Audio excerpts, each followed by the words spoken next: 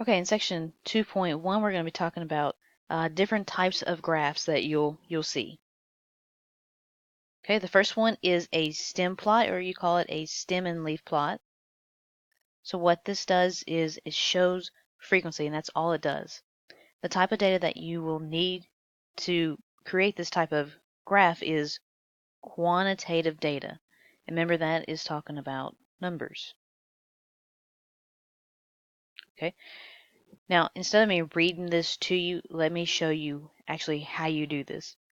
And one thing before I show you, the only reason, or you would want to use this when you have data sets that are small. If you have a huge data set and you try to put it into a stem and leaf plot, then it's going to kind of overwhelm you with all the numbers that are there. Okay. Now, all the graphs that I show you today, they're going to show you the shape of the data, the center, and the spread of your data. Okay, this is a stem and leaf plot right here. So what it does is it breaks your numbers down into a stem and a leaf. So if you take the 33, well, that's kind of broken up right here. The first number is your stem, the last number is your leaf. Now, that works if it's just two numbers. If there's three numbers like 100, the easiest way to remember this is the very last number is always the leaf, and then the rest of the numbers are the stem. So if we have 5,471, okay, well, if we break this up into a stem and a leaf, then the leaf is going to be the very last one, so we'll put a 1 there. And the stem is the rest of it, so that 547. Okay, and you would do this for every single number within your data set, breaking them up into a stem, into a leaf. Now, like I said, it shows frequency.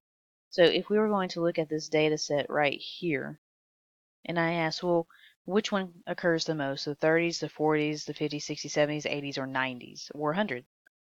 Well, I couldn't look at it in just a second and say, oh, it's this one right here. But once I put it into a stem and leaf plot, I see, okay, there's a bunch of 60s and there's a bunch of 90s. So remember, your stem and leaf plot only shows frequency. Okay.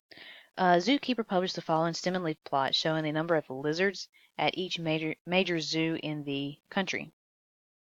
Okay, so how many zoos have fewer than 26?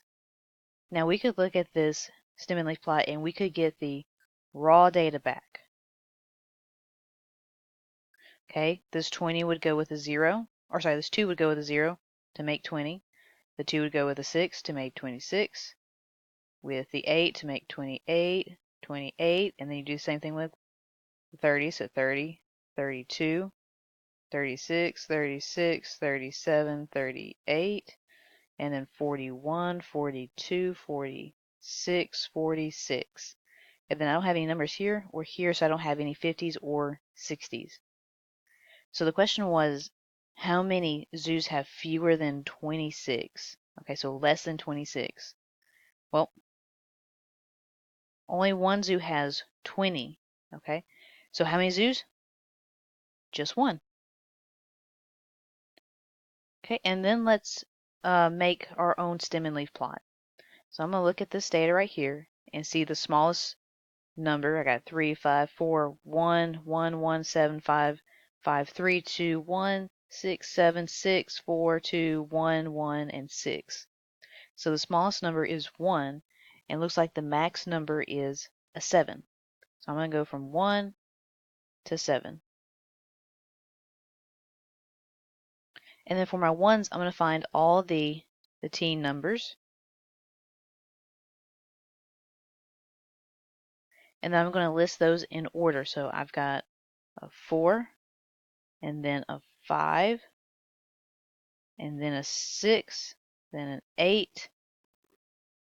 Let me get rid of that comma and make that a better 4. 6, and then 8, and then I'm left with 2 9s. Okay, and then I'll do the same thing for 2s. I'll find a 28 and 22, so I'll write a 2, and then an 8. And then I'll look for all my 30s. a 2 and a 3. Then do the same thing for 40s. 1 and a 4. Same thing for the 50s. 1, a 4, and a 7. So 1, 4, 7. 7, 7, and 4. So the 4 will go first, then a 7, then a 7. And find what's left. You got a 70s, so a 6 and a 1. So 1 and 6. And that is everything. So there's our stem and leaf plot right there. So if I had just looked at this right here and said, well, which one do we have more of? I couldn't tell you right off the bat, especially since they're not in order, they're just mixed up together. But when I have it lined out in a stem and leaf plot, I can say, okay, well, we have more teens, 14, 15, 16, 18, 19, and 19. Now, that's the most that occur within this particular data set. So again, this just shows frequency. You can also have a side-by-side stem and leaf plot. This is when you have two completely different data sets that are put together in this one stem and leaf plot. And what you're going to do is you're going to compare the two to each other. So they share the same stem, okay, and they're to the right and to the left of these stems. Kind of like if we took age of inauguration of all our presidents and age at death for all of our presidents, and we put that into a side-by-side stem and leaf plot. Okay, so here's our stems right here. Here's our stems, and to the left and to the right, here's our leaves. Okay, so if I was going to look at this and say, well, at what age did most of the presidents get inaugurated? I couldn't tell you right off the bat. But here, I could say, well, it was when they were in their 50s. Because we got all these numbers right here. So most of them were in their 50s when they got inaugurated. Same thing if I looked at this one and said, okay, well, when did most of them die? At what age?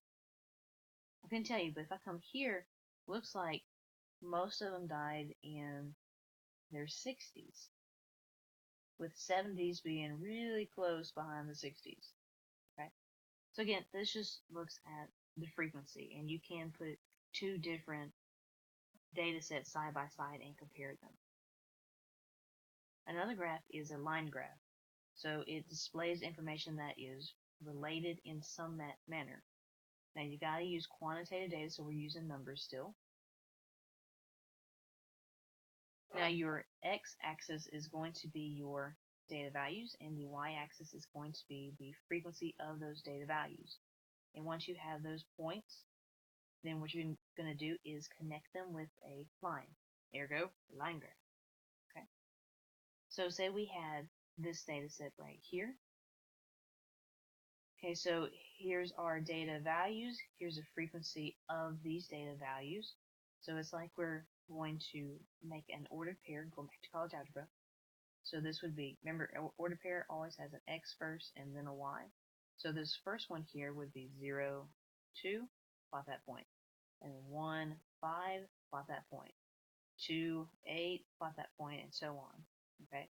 And once you plot these points like they did here, so here's all of our points right here when we plotted them. And then once you have those points, that's when you connect them with a line. Alright, so what you're trying to see is it a straight line? Is it a curved line, exponential line? What's going on? Are these two different things related is there some kind of relation here? So here we're looking at the number of times a teenager is reminded to do something, and most of the times you would have to tell them, okay, there was 14 being told 3 times. So most of the teenagers had to be told 3 times what they needed to do. Another graph is a bar graph, and what it's going to be used is it's going to compare various items or ideas to each other. So for this one, it's not quantitative, but it's qualitative, so it's going to be categories. Different categories compared to each other. Now your bars can either be vertical or horizontal, doesn't matter, it shows the same information. And your bar graphs, this is important here, your bar graphs are separated from each other. There's a little gap between each of the bars. Now that's going to be important because there's going to be something else called a histogram, which deals with quantitative data, not qualitative data.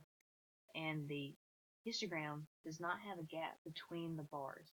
So that's kind of a way to differentiate between a histogram and a bar graph. Bar graph has a space between them. Histogram does not. Bar graph has qualitative data. Histogram has quantitative data. It says right here that bars, rectangles, or they can be rectangular boxes used in three-dimensional plots. They can be, doesn't mean that they should be. Okay, so I'm actually going to mark out this right here. You shouldn't use three-dimensional plots, and I'll get into that a little bit later. But for right now, everything should be in 2D, not in 3D.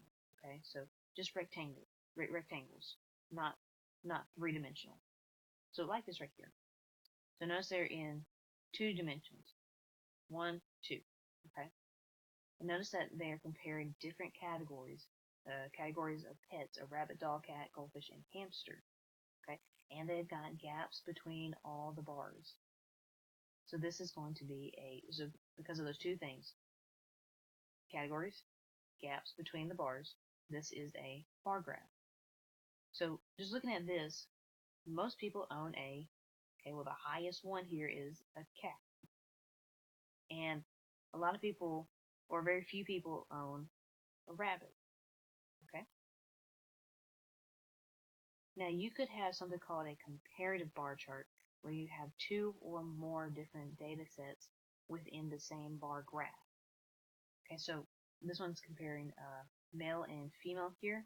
So you got 2 different data sets, and they are side by side within each of those categories that you're looking at. Okay, and here's another one. So this one has 4 different categories: United States, Canada, United Kingdom, and Japan. So all 4 within each of those categories. So all 4 of these categories, or these data sets, are being compared to within each of these categories. You can have that. Now I wouldn't separate these out into 4 different bar graphs. I would put all of them onto one graph like they do here, because it's so much easier to compare it when you have all your information just on one graph. A Pareto chart is just a very special bar graph. It's really just putting things in order from the largest to the smallest. Okay, and since it's just a special bar graph, it's still using qualitative data or categories. It looks like this. Okay, so it's taking the largest data set and then going down. Okay, so within each category, so it takes the category with the most in it, and then it goes down to the smallest one. So this is just kind of showing you the, I guess, importance. So why were the customers not satisfied with their service? Was it for this, or this? Well, most people said lack of training. So within a business, you would want to focus on getting your employees trained correctly. That way, your customers have a better customer service. So this data set right here is helpful to the business to say, here's what you need to work on to improve your business, to improve the income that is coming in.